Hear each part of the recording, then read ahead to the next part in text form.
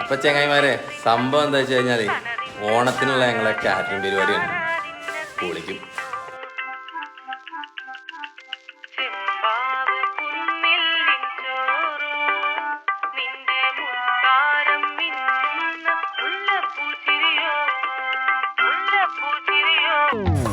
ചെമ്പാവ് കുന്നില്ലിൻ ചോറ്, നിന്റെ മുത്താരം മിന്നുന്ന മുല്ലപ്പൂച്ചിരിയോ.